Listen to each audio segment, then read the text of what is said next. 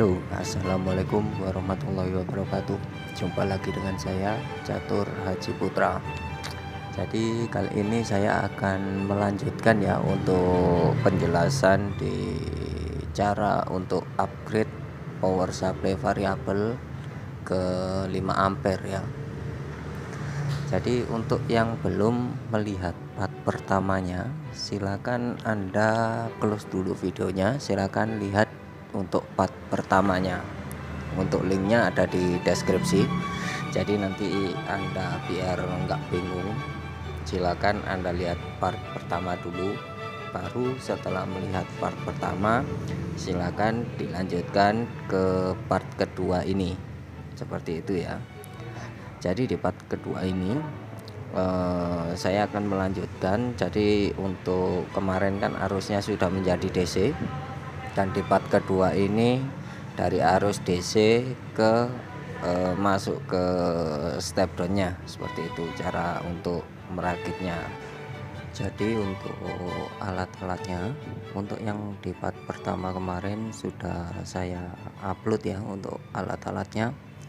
Dan untuk di part kedua ini saya juga saya cantumkan juga untuk alat-alatnya. Mungkin beberapa alat mudah didapat di toko elektro terdekat atau toko listrik terdekat, tapi ada beberapa bahan yang susah didapat untuk di toko-toko biasa seperti itu. Jadi nanti ada beberapa bahan yang mungkin saya cantumkan juga untuk link pembeliannya di deskripsi. Jadi apabila Anda tidak menemukan di toko terdekat, silakan Anda bisa klik link di deskripsi di bawah ini. Jadi berikut untuk bahan-bahannya untuk di part kedua ini.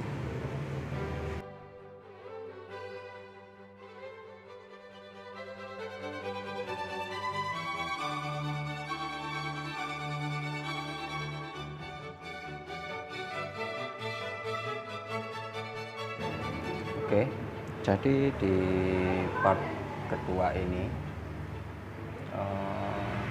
sebelum saya menjelaskan ke skema ya, jadi di sini ada step down. Step down ini kapasitas 5 ampere. Jadi ini kapasitas 5 ampere. Ini bisa dilihat untuk ini ada tulisannya gini. Ini ada tulisannya out. Ini inputnya dari DC, outputnya ke DC juga seperti itu. Dan di sini ada multiternya. Nah, ini ada multiternya untuk menaikkan dan menurunkan voltase. Jadi sebelum kita ke skema ini, nah ini ada skema. Jadi sebelum kita ke sini, kita rangkai dulu untuk step downnya. Jadi ini step down. Step down ini otomatis untuk multiternya ini kita harus ganti, dan untuk kita pasang pendinginnya seperti ini kita pasang di sini. Nah, untuk multiternya kita bisa ganti ke potensio seperti ini. Ini potensio 50K. Nah, ini bisa dilihat ada tulisannya 50K. Ini untuk pemasangan potensio 50K ini bisa seperti ini. Nah, seperti ini pemasangannya. Jelas ya. Jadi untuk pemasangannya bisa seperti ini. Ini untuk multiternya. Pemasangannya seperti ini. Jadi multiternya nanti ini dilepas ya, diganti potensio ini. Ya. Nah, oke. Sekarang anggap ini sudah berganti ke potensio ini ya. Anggap sudah berganti ke potensio. Tadi saya lanjutkan ke skemanya. Jadi skemanya seperti ini. Jadi skemanya seperti ini. Saya di sini menggunakan ampere meter dan voltmeter digital dan juga analog seperti ini. Jadi kombinasi ya. Jadi untuk arus yang dari part pertama kemarin di 20 volt ini sudah arus DC. Jadi di sini sudah DC semua. Ini sudah DC, di sini juga sudah DC. Bagaimana 20 volt mengeluarkan DC 20 volt dan 9 volt? Yang belum melihat part pertama, silahkan Anda close video ini, silahkan melihat ke part pertama dulu. Linknya ada di deskripsi supaya nggak bingung. Nanti setelah melihat part pertama baru Anda lanjut ke part kedua ini. Baik, jadi saya lanjutkan. Sebentar ya, saya sambil ngerokok dulu biar lebih santai.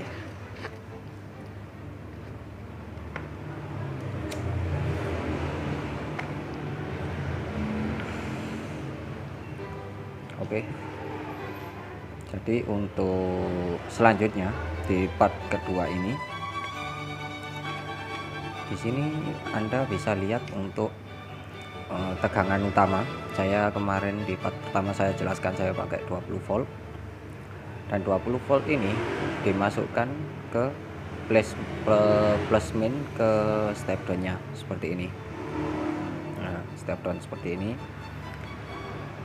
dan outputnya ini plus minnya keluarkan di output ini outputnya. Nah, dari output sini, karena saya menggunakan voltmeter dan ampere meter digital sekaligus analog, jadi dari output plus ini kita masukkan ke ampere meter analog dulu. Nah, jadi ampere meter analog kan ada 2 kaki itu. Ampere meter tentunya ampere meter DC ini ya, bisa yang DC. Nah, seperti ini biasanya lambangnya. Biasanya seperti ini. Nah, ini kita masukkan ke ampere meter. Nah, dari ampere meter, kaki yang satunya di ampere meter kita lanjutkan ke voltmeter. Dan untuk voltmeter, kaki satunya voltmeter kita langsungkan ke output main. Ini output main, dan ini output plus.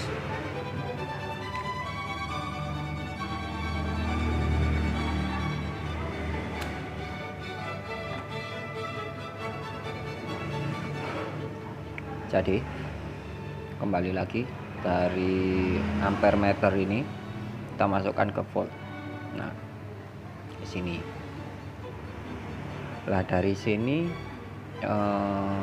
sambungan dari volt dan ampere meter ini kita ambil kabel lagi.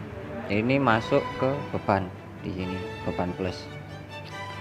Dan beban ini bisa berupa mungkin handphone atau mungkin laptop bisa, atau mungkin ini untuk pengisian aki juga bisa. Nah, dan lain-lain ya, tentunya yang membutuhkan kapasitas di bawah 5 ampere. Kalau di atas 5 ampere nggak bisa. Dan di sini kita langsung lanjutkan ke output, ke beban. Nah, dari voltmeter ini ke output main ini kita tarik kabel lagi, kita masukkan ke kabel digital di voltmeter dan ampere meter digital. Jadi ampere meter dan voltmeter digital itu ada 5 kabel. Nah, 5 kabel, ini kabel hitam yang gede, ini kabel merah yang gede, dan ini kabel kecil-kecil ada 3, merah, hitam, sama kuning ini. anggap yang pakai ballpoint ini kuning. Nah, ini masukkan ke kabel gede yang hitam. Nah, seperti ini.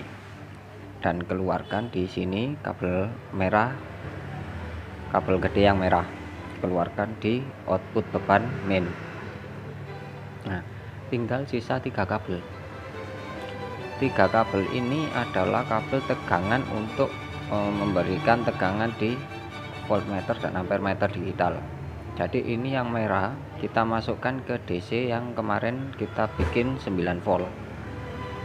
Sini di plusnya. Yang hitam kita masukkan ke hitam yang 9 volt. Tinggal untuk kabel kuning. Dan sekarang kabel kuning ini bisa kita taruh kita tarik. Nah, kita tarik lagi. Nah, seperti ini ya, kita tarik, bisa kita taruh di sini. Nah, jadi ini untuk mengukur, kuning ini untuk pengukuran ampernya, kita taruh di sini. Nah, ini kabel merah ini untuk pengukuran voltasenya, kita taruh di sini. Ini untuk kombinasi ampermeter dan voltmeter digital dan juga analog. Dari sini jelas ya. Nanti misalkan nggak jelas bisa ditanyakan di kolom komentar.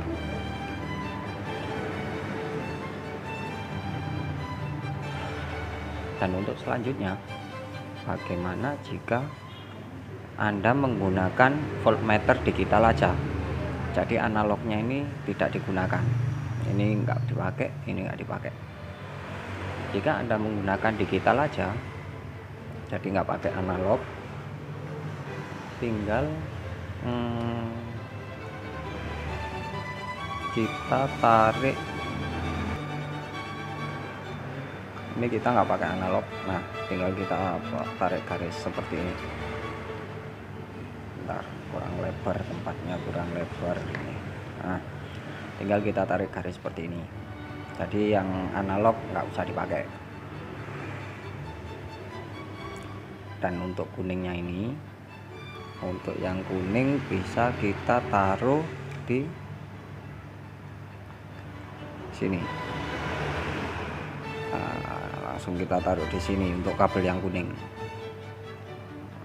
Selebihnya tetap. Sekarang misalkan bagaimana jika kita menggunakan voltmeter dan ampermeter analog saja tanpa menggunakan digital. Jadi digitalnya nggak dipakai, jadi kita pakai ini aja.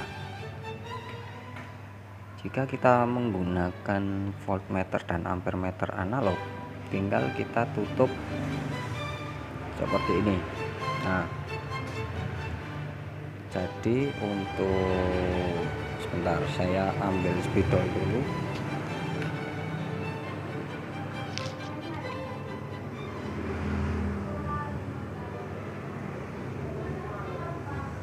Nah, jadi apabila digitalnya tidak dipakai, tinggal kita tarik seperti ini saja. Jadi dari voltmeter ini langsung kita lanjutkan ke output main seperti itu. Dari sini jelas ya. Jadi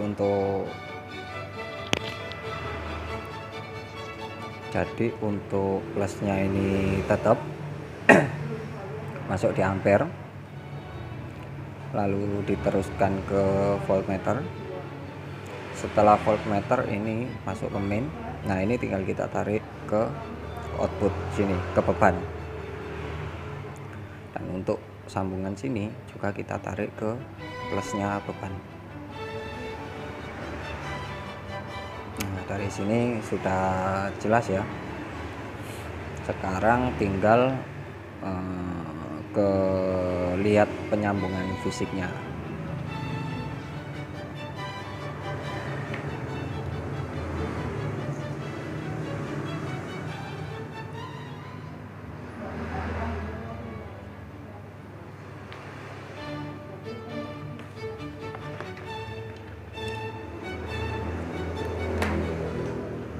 Nah, fisiknya seperti ini.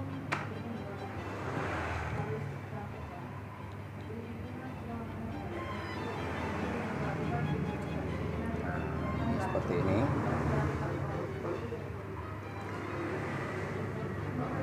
Jadi ini untuk outputnya. Ini kan dari input ya. Ini dari input yang di part pertama, plus minnya di sini. Ini kabel hitam ini main 20 volt. Yang plusnya ini kabel merah ini juga 20 volt. Nah, kita masuknya di sini. Nah, ini dari output min. Output min kita tarik ini ke voltmeter. Bisa dilihat ini voltmeter analog. Nah, voltmeter analog dari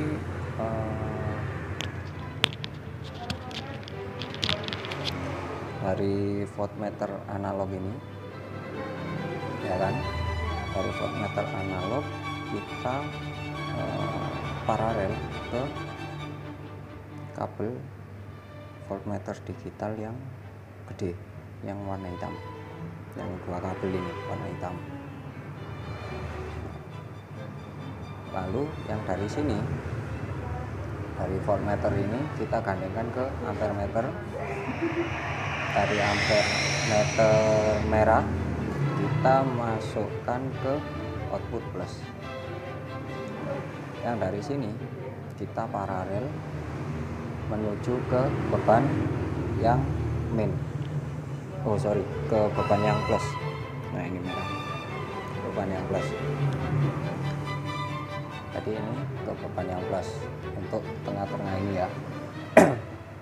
Nah, beban yang minnya lewat mana? Nah, ini berhubung saya pakai kombinasi, jadi dari sini kabel hitam masuk ke voltmeter analog. Setelah itu kabel merahnya baru kita masukkan ke beban yang min. Nah, ini kabel merah gede, kabel merah ini masuk ke min sini, ke beban min, keluarnya sini. Nah, ini voltmeter analog sudah bisa digunakan, cuman untuk yang digital masih mati karena belum ada tegangan. Baru digitalnya kita berikan tegangan 9 volt di kabel ini. Kabel hitam ini kan ada 3 kabel, merah, hitam, sama kuning. Nah, ini kabel merah sama hitam kita masukkan ke ini, ke DC 9 volt. DC 9 volt ini tinggal kita kabel kuning. Nah, kabel kuning ini kita tarik menuju ke output yang plus ini, ke output yang plus. Jadi sama seperti ini. Nah, ini kabel kuning kita tarik ke output yang plus ini. Nah, dari sini sudah jelas ya. Nanti misalkan belum jelas bisa bertanya di kolom komentar. Nah, ini power supply ini sudah bisa digunakan dengan maksimal voltase di atas sekitar 27 volt, dan untuk ampernya bisa sampai 7,1 atau 2 ampere.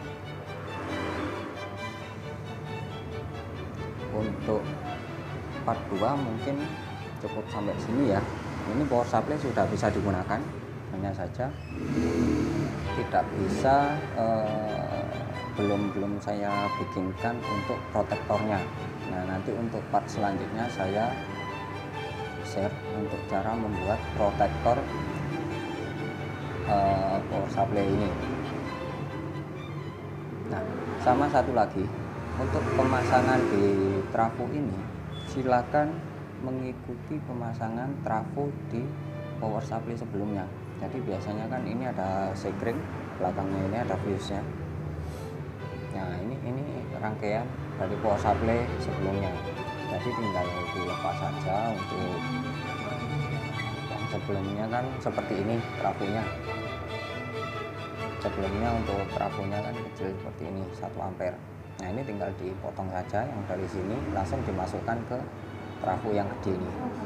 Jadi kita nggak perlu untuk ngatur saklar seperti ini lagi. Nah ini kan ada saklarnya ini. Nah ini, jadi saklar ini nggak perlu kita bikin lagi, langsung menyesuaikan pemasangan power supply sebelumnya saja.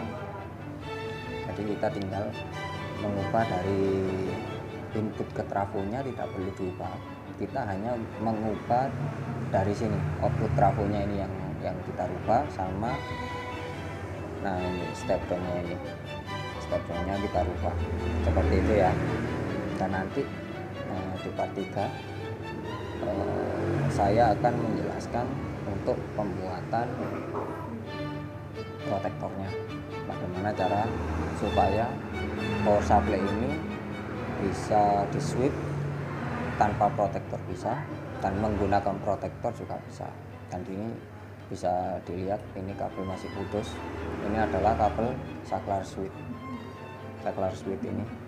Nah, ini nanti akan saya gunakan jika seperti ini ada protektornya, jika seperti ini tanpa protektor, seperti itu.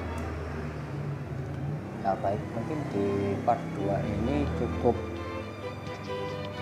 seperti ini saja ya, cukup itu video dari saya. Jika ada yang ditanyakan silakan di kolom komentar, dan yang belum melihat part 1-nya silakan menonton part 1 dulu baru ke part 2-nya. Jangan lupa like, subscribe, dan share jika dirasa video ini bermanfaat. Dan jika dirasa kurang bermanfaat, ya nggak apa-apa, tetap di share juga nggak apa-apa. Baik, akhir kata dari saya, tetap selalu jaga harga servisan dan tetap bermain aman, safety. Terima kasih.